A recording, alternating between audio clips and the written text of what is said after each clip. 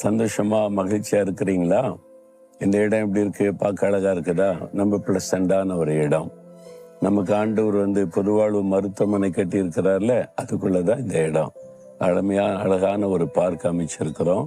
வியாதியஸ்தர்கள் இங்க வர்றவங்க எல்லாம் கொஞ்சம் உட்கார்ந்து இளைப்பாற ஒரு மன ரம்யமா இருக்கிற சூழ்நிலையை உருவாக்கி வச்சிருக்கிறோம். ஆண்டவர் அப்படிதானே நமக்காக செஞ்சிருக்கிறார். எவ்வளவு அழகழகான இடங்களை ஆண்டவர் சிருஷ்டித்து வச்சிருக்கிறார்ல. நம்ம விடுமுறை நாட்கள்ல அந்த இடங்களுக்கு போகணும், அந்த இடங்களை பார்க்கணும். ஆண்டவருடைய சிருஷ்டிப்பின் மகத்துவத்தை நீங்க பார்த்து ரசித்து ஆண்டவரை துதிக்கணும். சரி, ஆண்டவர் இன்றைக்கு உங்களுக்கு ஒரு முக்கியமான காரியம் சொல்றாரு. ரொம்ப கவனமா கேட்கணும். நீங்க யாருன்னு கேட்டா என்ன சொல்லுவீங்க? உடனே உங்க பேரை சொல்லுவீங்க.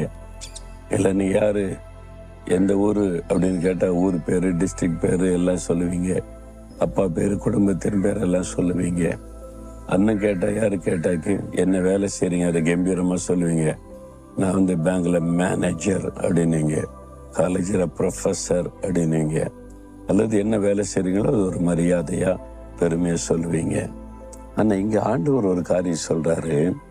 நீ யார் தெரியுமா மகனே, மகளே அப்படின்னு சொல்லி லேவியராகமம் 20ஆம் அதிகாரம் 26வது வசனத்துல, நீங்கள் என்னுடையவர்களாய் இருக்கும்படிக்கு உங்களை மற்ற ஜனங்களை விட்டு பிரித்தெடுத்தேன்.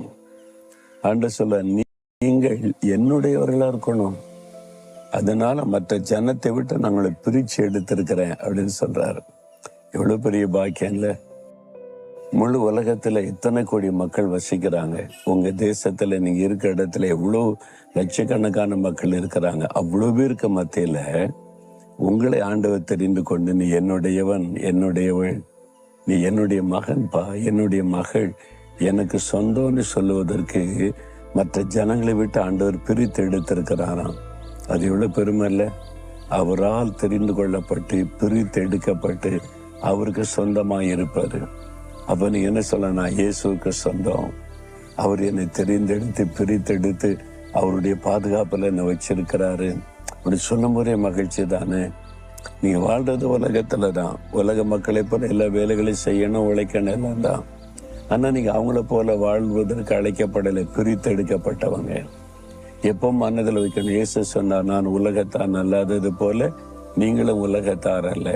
அப்போ உலக மக்களை போல சிந்திக்கிறது, யோசிக்கிறது, பணம், புகழ், பேரு, பெருமை, அந்த சிந்தை இருக்கக்கூடாது. நம்ம கிறிஸ்துவின் சிந்தை நமக்கு, ஏன்னா அவருக்கு சொந்தம்லாம். நம்ம அவரை போல சிந்திக்கணும், அவரை போல பேசணும், அவரை போல வாழணும்.